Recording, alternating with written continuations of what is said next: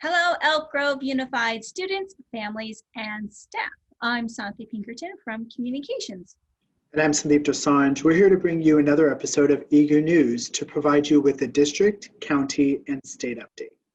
And on EGU News, we focus on healthy minds, healthy bodies, and healthy learning. So here is your district update for November 20th, 2020. Yeah, the most important thing to take care of next week is you and your family.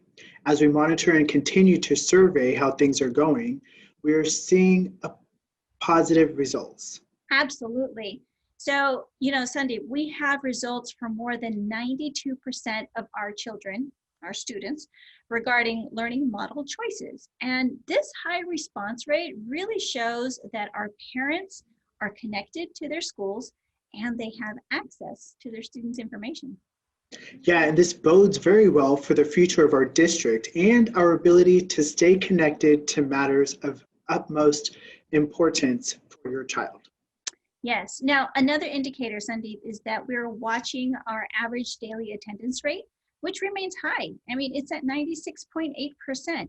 And the good news is that our normal attendance, this is our normal attendance rate, regardless of the pandemic. And it illustrates everyone's dedication to learning regardless of the challenges.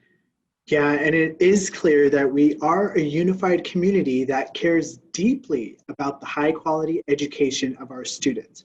More importantly, the attendance rate for our youngest kindergartners has been higher than the previous 2 years. That's wow. So great. That's awesome. So earlier this week, we did send out a fall 2020 parent feedback of distance learning experience survey. And we apologize for the little technical glitch that we had, but it has been since resolved. And we asked parents again to please complete the survey, and the link to that survey will be in the letter. Yeah, and Dante, the data will be helpful for comparison for the spring experience of distance learning, so we could continue to further improve full-time distance learning. Absolutely. Now, the district continues to work closely with the Sacramento County Public Health officials on wellness and safety guidance updates. And we want to remind everybody that we regularly update our district's COVID-19 webpage with the latest information from multiple agencies. So we're trying to help everyone by putting it on one spot.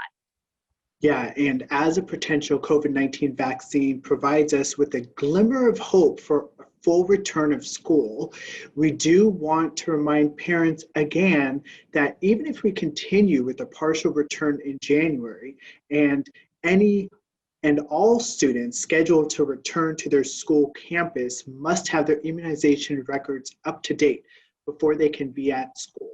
So please make sure that your child's immunization records get updated. Yes, it's very, very important. I know we've mentioned it a couple of times in our updates.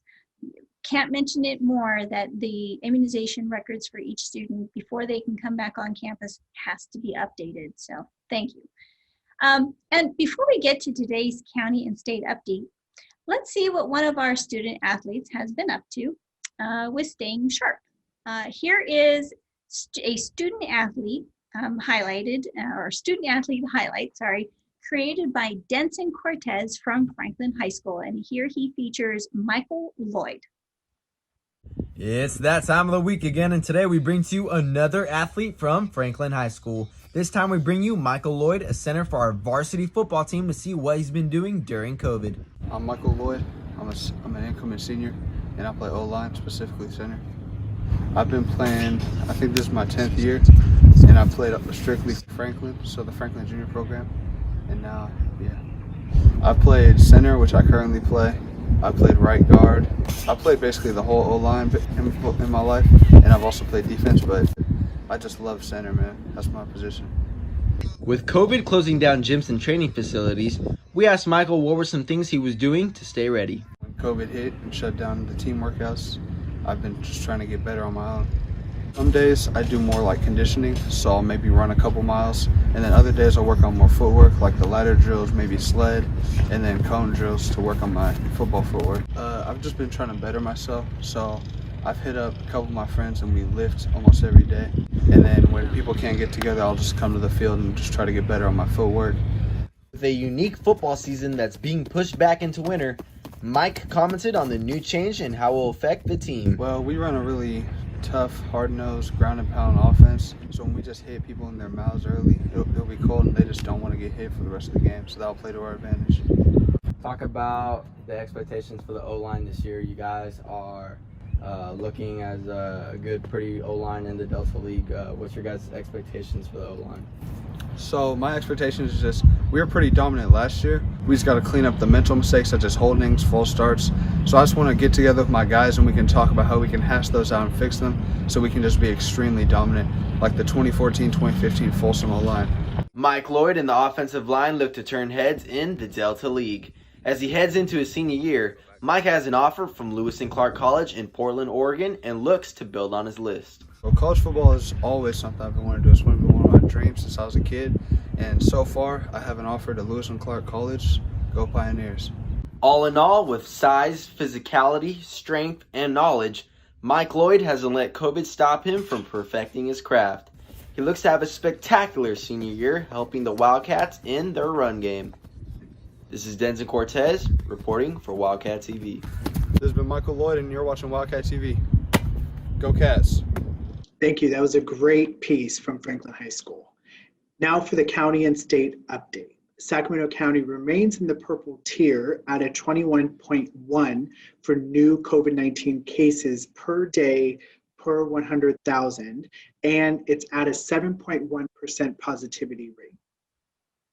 Statewide, California is at a 16.5 on new COVID-19 cases per day per 100,000 and at a 5.2% positivity rate. For more ways to help and do what you can or to get tested, visit the Sacramento County Public Health's website at saccounty.net. Yeah, and you know, here's another opportunity too for us, Sandeep. For anyone out there still curious on how to wear a mask, and granted, we're featuring two particular kinds of masks in this next video. Check out this public service announcement created by Tanya Brooks. She's also from Franklin High School, and she's featuring, I think, one of our health experts out there. Yeah, so let's see how to properly wear a mask from a local healthcare expert, Laura Brooks. Here are a few safety tips on how and why you should mask up from a local healthcare expert. Hi, my name is Kendra. I'm a registered nurse here at one of our local hospitals, and I also teach clinical nursing at one of our local schools. Today, I'm going to tell you the importance of wearing a mask, why we should wear them, and I'm going to tell you about two different masks, surgical and an N95. So we are wearing masks to protect each other from COVID. You wear a surgical mask to protect someone else, and the N95 will protect you. So to wear a surgical mask, which is this, you just put these around your ears, put this above your nose and under your chin, and pinch. You don't want to touch the outside of your mask with your hands, and before taking them off, you want to wash your hands and just touch that part of your hand or that part of the ear thing. So that's a surgical mask, and that will protect someone else if you are asymptomatic, or even if you have symptoms. You wearing a mask will protect someone else. This is what we call it N95, and these are what doctors and other healthcare professionals such as myself wear to protect ourselves from patients who are positive for COVID. So this, you put on like this. And then you take this one and go all the way back behind your neck. And again, pinch. So you have a perfect seal around your face. To take it off, like that, and like that. And we wear these to protect ourselves from people who are positive for COVID. Please wear your mask, not just for yourself, but for your loved ones, for our friends, and for our neighbors. That was a great PSA, and now I know how to wear, if I get one of those masks, I'll know how to put it on correctly and what I'm supposed to do. I didn't realize you really shouldn't be touching that blue part of the mask. So good to know. We ask everyone to take full advantage of this holiday break, to rest, reflect with family and loved ones. But also, you know what, Sandeep, something really important that we want to make sure everybody knows is to watch out for each other. Many people are facing hardships and they may not want to say anything. Yeah, so it's important to be kind, gracious, inviting, and open to just listening.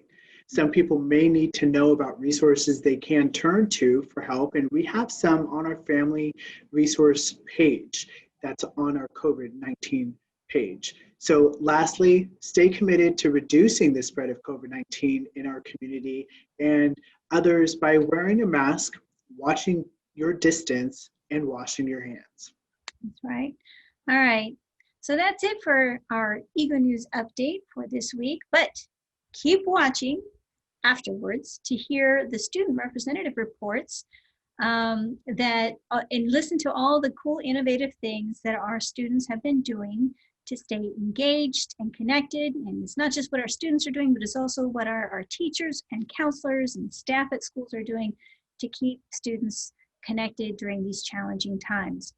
And remember to subscribe to the Elk Grove Unified School District's YouTube channel and click on that little bell icon to receive notifications. I'm Santi Pinkerton. Stay safe and stay healthy. And I'm Sandeep Dosanjh. We'll see you next time. My name is Isaiah O, and I'm a senior at Franklin High School. And I'm Karina Payton. I'm also a senior at Franklin High School.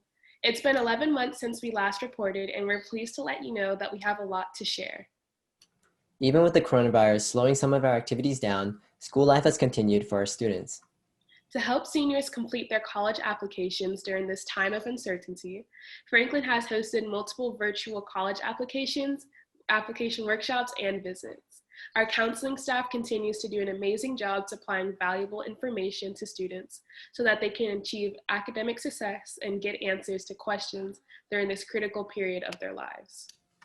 On Thursday, November 12th, we held our academic awards ceremony for our students' academic success during quarter one. The number of students excelling in the classroom remains high even with distance learning. In fact, around 1,400 students, half of the student body at Franklin High School, earned a 3.5 GPA or higher during quarter one of this school year. To keep students unified and up to date on school news, our school's weekly news broadcast show, Bobcat TV, or WCTV for short, has continued to run every Friday. Episodes are posted online on YouTube for all students to watch, and they're accessible on our school website and school app. Every week, one of our school counselors, Mr. Autumnreath, offers a Mindful Monday session that promotes mental wellness for students. These 15-minute long Zoom sessions occur before class and provide students a safe environment to practice mindfulness and peak performance, something that is especially important during these unprecedented times. In addition, to spread positivity and to maintain student interaction, last month, Franklin's Random Acts of Kindness Commissioners hosted a virtual Friendgram event where students could send messages to their friends and classmates. This event brought students closer together and provided them with social interaction without having to be in person. Through this event, we were able to bring smiles to the faces of many of our students. Because of the coronavirus, our athletic programs have had a pretty slow start. However, now that we are in phase 2, our teams have started working out in small groups, and some have begun hosting tryouts. To ensure our students' safety, Franklin has employed strict social distancing rules for sports. Nonetheless, in these past few weeks, a number of our sports teams have started their off-season conditioning, and we plan for more teams to start soon. With fall sports now starting on December 7th, we are eager to see how our Wildcat teams perform. We would also like to recognize 2 of our student athletes who signed letters of intent for Division I scholarships on November 11th. Andres Scalon signed his letter of intent to play baseball at University of California, Berkeley. And Anna Boley signed her letter of intent to play soccer at the University of California, Davis. Congratulations to these Wildcat athletes. Unfortunately, many of our usual fall events, including our homecoming festivities, have been canceled or postponed. However, that hasn't stopped our school's ASB from hosting and promoting alternative student activities geared towards distance learning.